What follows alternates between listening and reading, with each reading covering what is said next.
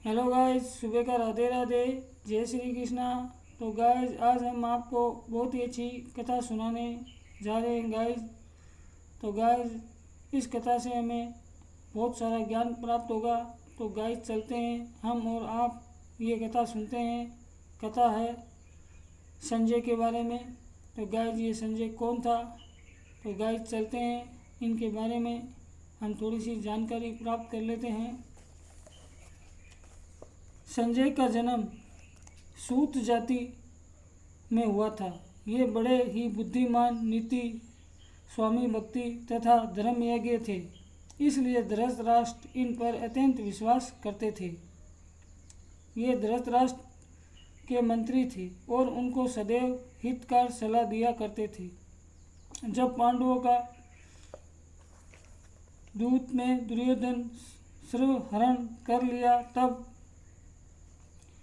इन्होंने उसके व्यवहार की कड़ी आलोचना करते हुए धृतराष्ट्र से कहा, महाराज, अब आपके कुल का नाश सुनिश्चित है।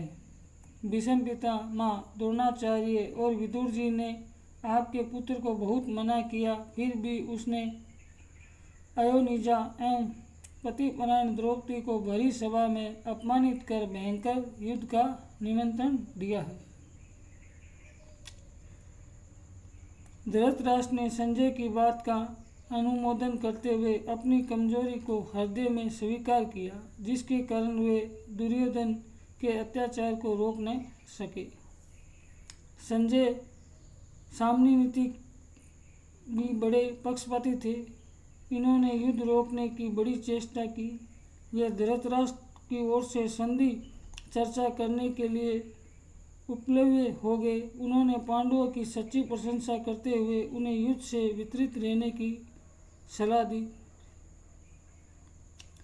पांडवों ने तो इनकी बात मान ली, किंतु दुर्योधन ने इनके संधि के प्रस्ताव को तिरस्कार पूर्वक ठुकरा दिया, जिससे युद्ध अनिवार्य हो गया। जब दोनों ओर से युद्ध की तैयारी पूर्ण हो गई और दोनों पक्षों की सेनाएं कुरुक्षेत्र में युद्ध भूमि में आ डटी, तब भगवान व्यास ने संजय को दिव्य दृष्टि वरदान देते हुए धृतराष्ट्र का, ये संजय तुम्हें युद्ध का वृत्तांत सुनाएंगे। संपूर्ण युद्ध क्षेत्र में कोई ऐसी बात नहीं होगी जो इनसे छिपी रहे। उसी समय से संजय दिव्य दृष्टि संपन्न हो गए। ये वहीं बैठे बैठे युद्ध की सारी प्रत्यक्ष बातें जान लेते थे और उन्हें ज्यों की त्यों धृतराष्ट्र को सुना देते थे। श्रीमद् भागवत गीता का उपदेश भी इन्होंने अर्जुन की भांति भगवान के स्वरूप दर्शन करते हुए अपने कानों से सुना। भगवान के विश्व रूप और चतुर्भुज रूप के दर्शन का सौभाग्य अर्जुन के अतिरिक्त महाभाग संजय को ही प्राप्त हुआ। संजय को भगवान श्री कृष्ण के रूप में यथार्थ ज्ञान था।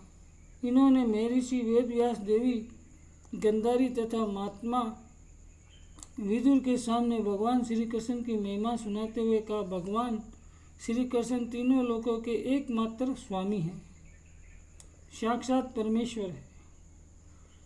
मैंने ज्ञान दृष्टि से कृष्ण को पहचाना है। बिना ज्ञान के कोई उनके वास्तविक रूप को नहीं जान सकता। मैं कभी कपट का आश्चर्य नहीं लेता, किसी मिथ्या धर्म का आचरण नहीं करता तथा ध्यान योग के द्वारा मेरा अंतःकरण शुद्ध हो गया। इसीलिए मुझे भगवान श्री कृष्ण के वास्तविक रूप का ज्ञान हो गया। परमार्थ, हिंसा और भोग, इन तीनों का त्याग ही ज्ञान वास्तविक साधना है। इन्हीं के त्याग से परम पद की प्राप्ति संभव है। इसके बाद स्वयं भगवान वेद व्यास ने संजय की प्रशंसा करते हुए धृतराष्ट्र से कहा, संजय को पुराण पुरुष भगवान श्री कृष्ण स्वरूप का यथार्थ ज्ञान है। इनकी सलाह से तुम जन्म मरण के महान भेद से मुक्त हो जाओगे।